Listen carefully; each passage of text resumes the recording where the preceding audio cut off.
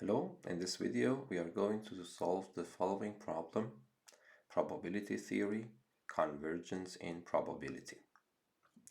So let x sub n be a sequence of IID random variables, independent, identically distributed random variables, with mean mu and variance sigma squared, where sigma squared is strictly positive and finite. If f is a function that is twice continuously differentiable and f prime of mu is not equal to 0, show that this sequence, square root of n times f of x sub n bar minus f of mu, converges to this distribution, normal distribution with mean and variance f prime of mu sigma squared in distribution as n goes to infinity, and as usual x bar sub n is defined to be the average of the random variables up to the nth term. Pause the video at this point and give it a try. Okay, so let us start. To solve this problem, first I state and prove a theorem that is analogous to the second-degree Taylor expansion formula for real valued functions of real variables, but this time for random variables. But before stating that theorem, so let me recap and refresh your memory about the standard second-degree Taylor expansion formula that you have learned in your calculus courses. So that is the theorem. Let f be twice differentiable function and let x and mu be real numbers. There exists a real number gamma of x. I have written gamma of x because this gamma depends on your choice of x, between x and mu, such that f of x minus f of mu is equal to f prime of mu times x minus mu plus f double prime of that number gamma x divided by 2 times x minus mu squared. Now my goal is to prove the following theorem for you, which is the Taylor theorem for random variables. That's the same theorem, but it is adapted for random variables. So let us go through the content of the theorem first. Let f be a twice differentiable function and let x be a random variable and mu a constant. There exists a random variable gamma of x between x and mu, such that f of x minus f of mu is equal to f prime. So let me make it bolder. Yes, f prime of mu times x minus mu plus f double prime of gamma of x divided by 2 by x minus mu squared. So if you compare this formula that you have here with this formula, they are very, very similar, but be careful. Here, this is written for a function of a real number x, but here it is written for a function of another function in principle, the random variable x. So in other words, this equality is equality between two numbers because this f is a real valued function. So it means that f of x and f of mu at the end are real numbers, so the left-hand side is a real number. For the same reason, the right-hand side is a real number, and this theorem claims that these two real numbers are equal. But in the new formula, x is a random variable. When I say that I have a random variable, it means that I have a function from the sample space to the sets of real numbers, so it's a real valued function. F is also a function from R to R, so the composition, this is the composition of two functions f after x, so at the end this is a function. And this is the constant function that gives me f of mu back for every choice, every omega from the domain.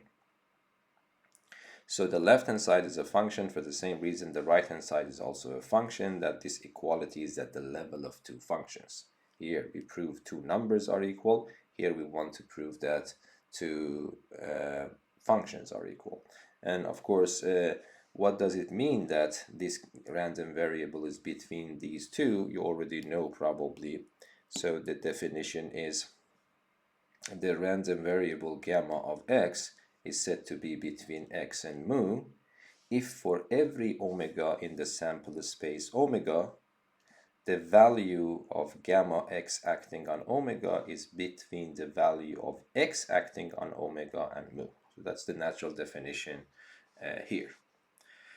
But before starting the proof of Taylor's theorem for random variables, let me remind you a little bit about function algebra. Okay, so the first thing about function algebra that I want to remind you, as I told you here, let us say that I have two functions f and g with the same domain D. Okay, let us consider that they have the same domain D. If I want to prove that these two functions are equal, if I want to show that f is equal to g, I need to show that for every x in the domain, f of x is equal to g of x. This is the first thing I just want you to know. So to prove the equality of two functions, I have to show that these two functions act the same on all elements of their common domain. Another thing that you need to know is that if you see f plus g acting on x, this is the definition of the sum of two functions. This becomes f of x plus g of x. Okay, so in other words, if you see this, it seems that you are factoring this pair of brackets out. Of course, this is not factoring, but it seems as if we are doing it, and that's the definition of the sum of two functions.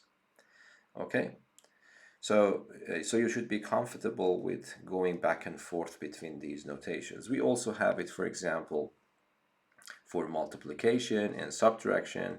Yes, so if I have f times g, for example, times x of acting on x, it becomes f acting on x multiplied by g acting of x. So in our case, it would be important to be able to go backwards. So if I have f acting on x multiplied by g acting on x by the definition of the product of two functions, instead of this, I can write f times g acting on x. And of course, you can have constant functions. So for example, if you see f plus c, if c is a constant, what is the meaning of f, a function, plus c? It means it is a function that when it is applied on x, it becomes equal to f applied on x, but plus the constant c. Okay, so again, you have to make sure that you understand that this can be written in this form. This is also possible for subtraction. This is also similar for multiplication. For example, if I have a constant c multiplied by my function applied on x, it becomes f applied on x, which gives me a number, then multiplied by c.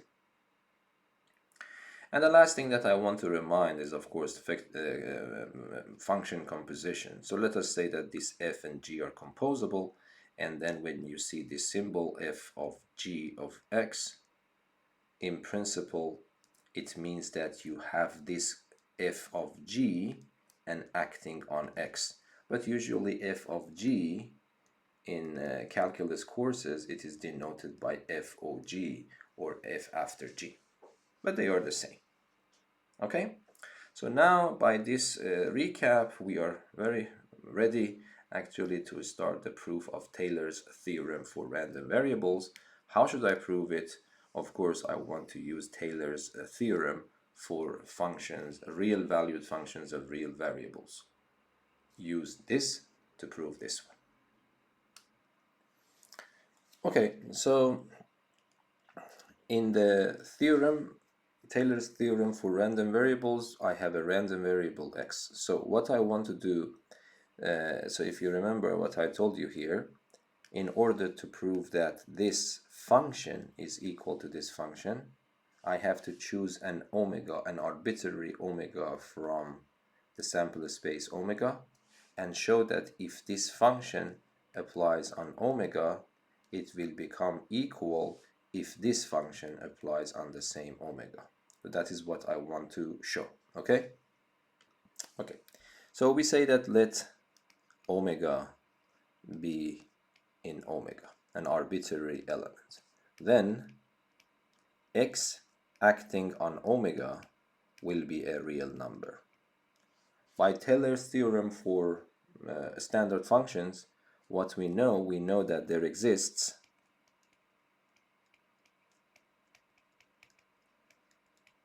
a number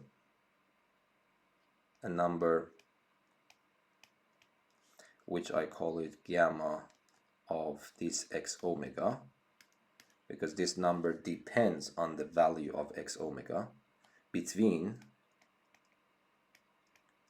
the value of x omega and mu, such that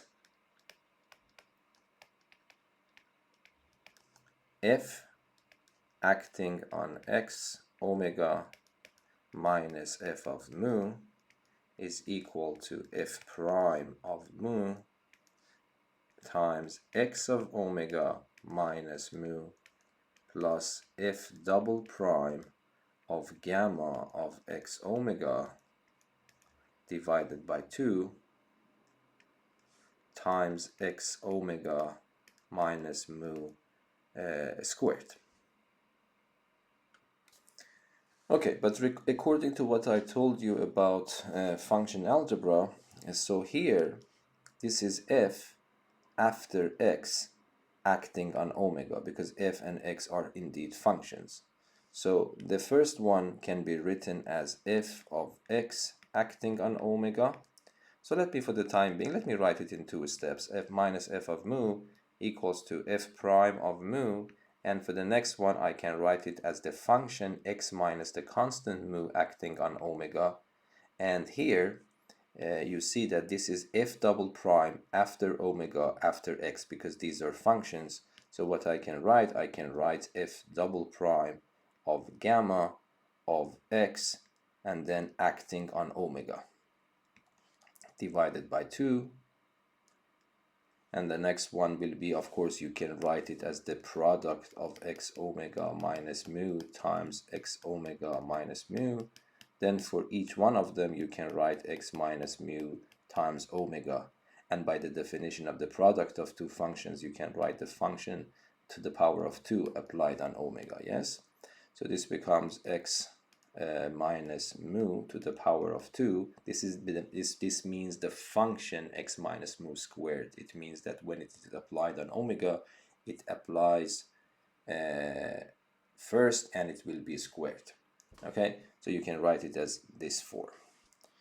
But now we can now write this one as f of x minus f of mu, because f of mu is just a constant acting on omega, and on the right hand side I can write f prime of mu times x minus mu plus f double prime of gamma of x divided by 2 times x minus mu squared, and everything applied on omega. Yes, that's exactly what I reminded you on function algebra part. So I was able to show that whatever this function is acting on omega will be equal to this function acting on omega, and because omega is arbitrarily chosen from the sample space, it means that the functions are also equal, and we have the proof. Here, of course, gamma x is a random variable because x was a random variable from the beginning and gamma was a normal function. So then the composition of these two will be a random variable again. So what we learned is that finally gamma x is a random variable between x, random variable x, and omega, such that f of x minus f of mu is equal to f prime of mu times x minus mu, and then plus f double prime of gamma x divided by 2 times x minus mu squared.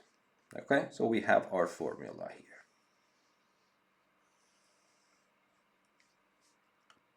Okay, now if I go back to the problem, this is what we want to show, where x bar sub n is defined in this way. Okay, so at least you see that this expression is similar to what we have here. Of course, instead of x, I will have x sub n, So this motivates me to fix one n in the set of natural numbers and then use this theorem for that xn sub bar. Okay, so we will start with this. We say that let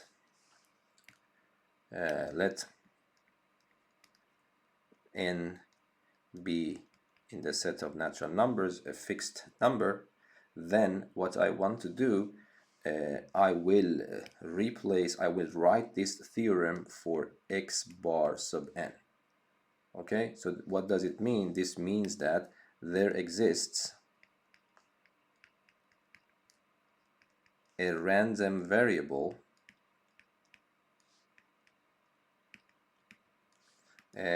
gamma xn bar between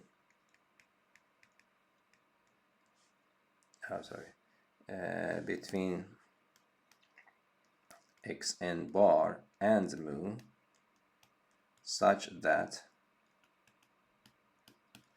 f of xn bar minus f of mu is equal to f prime of mu times xn bar minus mu, and then plus f double prime of gamma of xn bar divided by 2 times xn bar minus mu squared.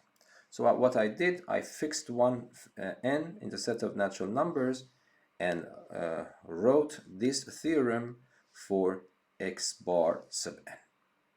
And now you see that this one is exactly what I have in the theorem. Of course, the only thing that I need to do is to have this square root of n, so this motivates me to multiply both sides of this relation by square root of n. So let us do it. So this becomes a square root of n, f of x bar sub n minus f of mu is equal to f prime of mu. If you don't mind, let me write f prime of mu first, because that's a number, multiplied by the constant number square root of n. You will see why I am doing this. And then plus the next one is also a constant. This is a constant. No, sorry, that is a random variable. But because square root of n is constant, I can flip it in. So don't worry about this commutation here. So, and then divided by 2. So I flip square root of n in. I will write it like this, but instead of writing it to power 2, I will repeat it 2 times. Okay, so we have this. Okay, we now need two theorems. One is a central limit theorem, and the other one is the law of large numbers. The first one I call CLT, the second one I call LLN. So let me remind you. So CLT theorem, let me write it for this sequence that we have here, x1 up to xn. So what I can write, I can say that the content of this CLT theorem tells me that if you add these random variables up to nth term and then minus the number of terms n multiplied by the mean. The mean is given to be mu in this case, and then you divide it by the square root of the variance. Variance is given to be sigma squared, so it becomes sigma, and then you multiply it by the square root of the number of terms. You know that this goes to, in distribution, it converges to the standard normal distribution as n goes to infinity. Okay, but let me do some minor changes here so that it will be adapted, well adapted to our problem here. So the first thing is that I want to get rid of this sigma. So you know that sigma in probability goes to sigma, and by Kramers-Slutsky's theorem, you can multiply both sides by sigma, okay, and then you can keep the convergence in distribution intact. So then the sigma will go here, and then you know that if I have a random variable with a standard normal distribution and multiplied by a constant sigma, it will not affect the mean, but it will be so the square of it will be multiplied by the variance. So in other words, if I put sigma here, I can write it as the distribution will be normal distribution with 0 mean and sigma squared as the variance. Okay, so the first thing I want to get rid of it is this one, and change it to sigma 2. The next thing is I want to write this in terms of x n bar, yes, and that is very simple. So this expression that you see here is nothing except x times x n bar. And then you see that I have an n here and an n there. I can factor it out. So if I simplify all of these things, if I apply all of these things, so this becomes n x n bar minus n mu divided by square root of n goes to, in distribution, goes to n0 and sigma 2. But then this, of course, as n goes to infinity, this implies that if I factor n in the numerator, yes, divided by square root of n, this means that this goes in distribution to n0 and sigma squared. But here, n divided by square root of n is simply square root of n. So what I get is what I really needed in this problem. So it means that the square root of n times xn bar minus mu converges to as n0 sigma squared in distribution as n goes to infinity. Okay, so this is what I need in this problem. So you can see that I can, for example, use it here. I can also somehow use it here. But let me also remind you of some other thing, which is LLN, the law of large numbers, and adapt it so that I can use it here with my problem. Okay, so here LLN, it tells you that xn bar, actually this expression, let me write it, x1 plus up to xn divided by n goes to the mean in probability. But instead of this one, I can write xn bar goes to mean in probability, and of course I can move this to the left and say that xn bar minus mu goes to 0 in probability. Okay, so this is more suitable for us if we look at this LLN theorem in this form. Okay, now if you look back, this is what we want, so there's nothing I can do about it. That's good. But here, this one, I can use the content of a CLT theorem as expressed here for this part. I can do the same for this part. I can use this one for this part. The only thing I have to be careful about is what I can do with this term here.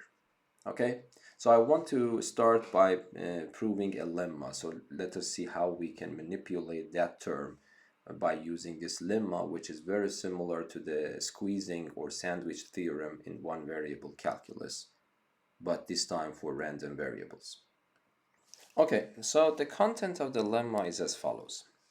Let us have 3 sequences of random variables, but we know that this sequence yn is always between xn and zn. Of course, I have to mention for all n, yes. I have to mention for all n in n. So again, what does it mean? It means that for any omega chosen from the sample space, xn omega is less than or equal to yn omega is less than or equal to zn omega. So that's the meaning. If that is the case, and the leftmost sequence approaches to a constant a in probability, and the same thing happens for the rightmost sequence, it also converges to the same constant a in probability, then the middle one will also approach to the same constant in probability. It's very similar to the squeezing theorem that we have in one variable calculus. But now let us prove this one. Okay, so in order to prove this, we have to use the definition. So what should I show? I should show that the probability of the set absolute value of yn minus a greater than epsilon for a given positive epsilon, when I take the limit and n goes to infinity, this becomes 0 for all epsilon positive, yes? This is the thing that I want to show. If I succeed to show this, it means that I am done with the proof of this.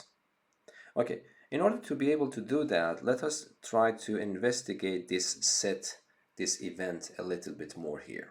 Okay, so this set that I have, the set of absolute value of yn minus a greater than epsilon, is the union of two sets. Yes, it is the union of this set to say that yn minus a is greater than epsilon, union with yn minus a is less than minus epsilon. Yes, but this means that this, I can write it a little bit better, so it becomes yn greater than a plus epsilon by moving a to the other side in the first set, and the second set I will do the same, so it becomes yn is less than a minus epsilon. Okay, so that is the union of these two sets. Okay, but now the first set here is a subset.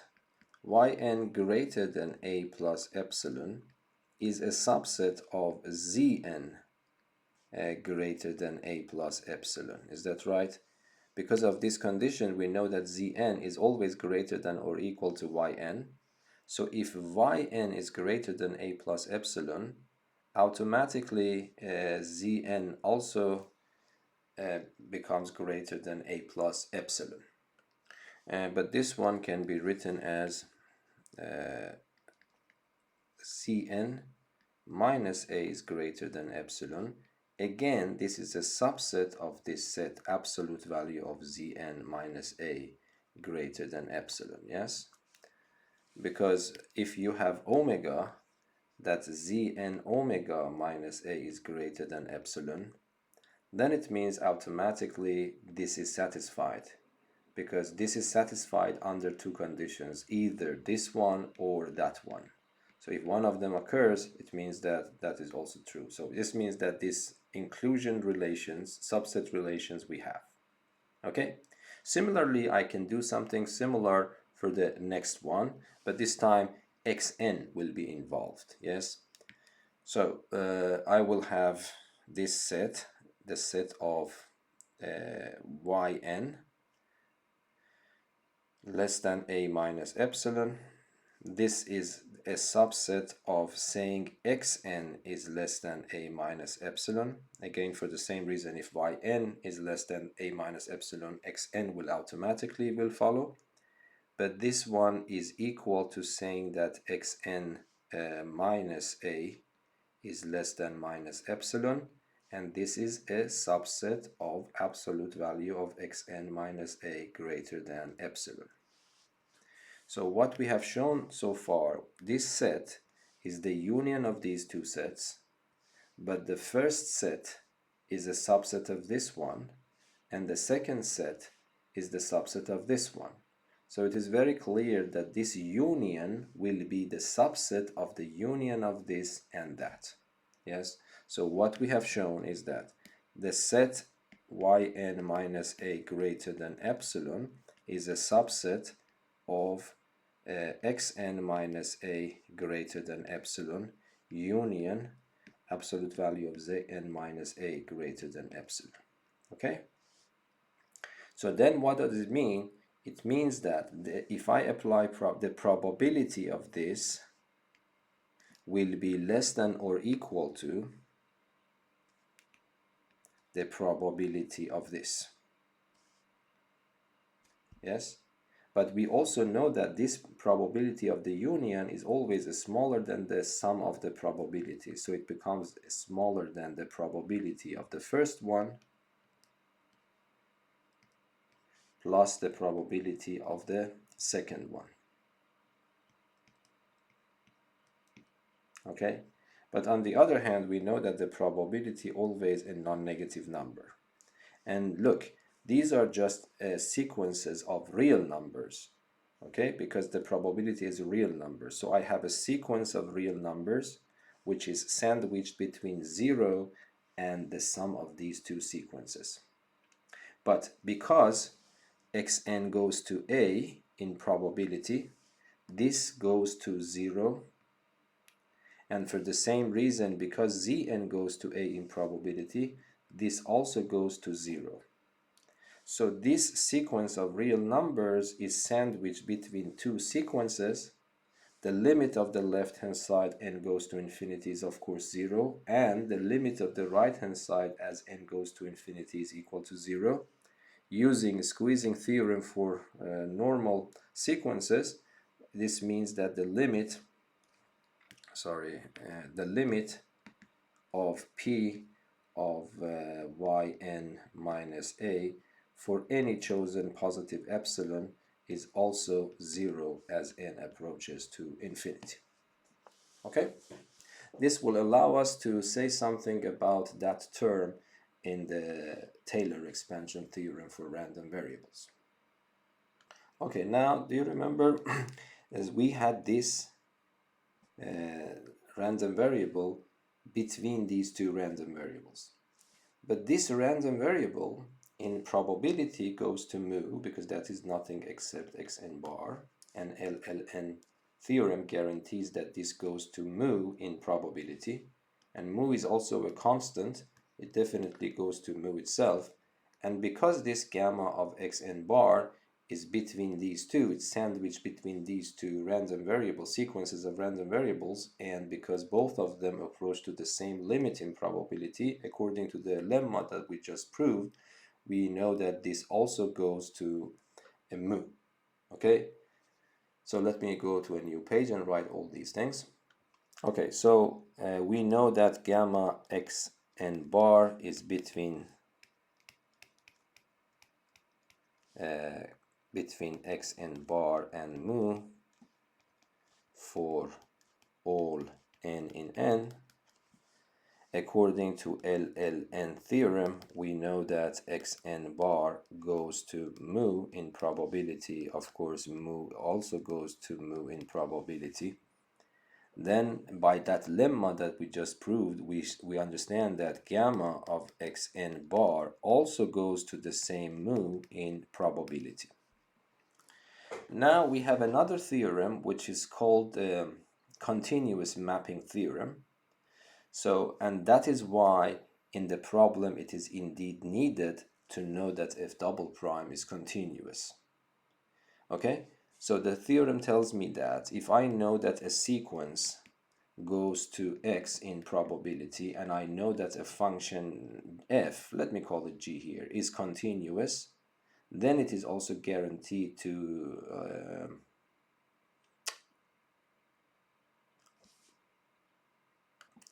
let me repeat. So if you know that xn goes to x in probability, and if you know g is a function which is continuous, then you can conclude that g of xn also goes to g of x in probability. And of course you know that if this is a constant number, if it approaches in probability, it also approaches in distribution. Okay, but here this is enough for us now. Okay, so this is why they have mentioned that f double prime is continuous. Okay, I know that this is happening. I know that f double prime is continuous. So what is the conclusion? The conclusion would be that f double prime of gamma of xn bar approaches to mu in probability. Okay, so now we have everything in order, and then we finalize the theorem. So let me bring back everything we need in this page. Okay, so these are what we have. Oh, sorry, I forgot to put an f double prime here, yes. So here, when this approaches to f, because f double prime is continuous, I can apply f double prime on both sides, but that's a constant, yes? Okay, now look, everything is ready. So this is what I want to know about its distribution as n goes to infinity, but this is what I know. I know that this approaches to n0 and sigma 2 in distribution, so let me write below it. So this part approaches to n0 and sigma 2 in distribution. But now I am multiplying that by a constant, so as I told you that this constant will be flipped inside and affect the variance by squaring it. So this means that the whole thing will approach to n sigma of f prime mu sigma totally squared. So that's clear. But then this one also approaches in distribution to n0 and sigma 2, CLT theorem again. Okay, and then we learned that this approaches in probability to f double prime of mu divided by 2. And then this one also goes in probability to 0 based on LLN theorem. Okay, but then we also have this Kramer-Slutsky theorem. So if, for example, here what I need is that if I know that a sequence of random variable approaches to x in distribution, and I know another sequence of random variables approaches to a constant a in probability, I can add them side by side and write it in distribution. So this, for example, implies that xn plus yn approaches to x plus a in distribution. I can also multiply them, for example, xn yn goes to ax in distribution again. Okay, so here I know this approaches to this in distribution, but here I want to use Slutsky's theorem. So if I ask you what will be the result of this product, this one is in distribution, but this one and that one are in probability, so you can multiply them in probability, so it becomes 0. And if this goes to 0 in probability and this goes to this expression in distribution, by this part of the theorem you can multiply them and guarantee that this goes to 0 in distribution. Of course, here 0 means delta 0, yes? So here you can write that the whole package that we have here in distribution finally goes to 0. And then I can use the first part of this theorem. This goes to, and of course, when it goes to distribution, and that distribution is a constant, you can conclude that this also goes to in probability. So in principle, if I want to write it correctly, so let me write this delta 0, but there is another theorem that this guarantees that in probability this goes to 0. So what I was able to show is that this term in probability goes to 0, this term in distribution goes to this distribution, and now I can use the first part of the Slutsky theorem to conclude that the whole package in distribution goes to this one plus 0, which remains the same, and we are done. Okay, so I hope that this video was useful for you. Until the next video, be safe and goodbye. Thank you.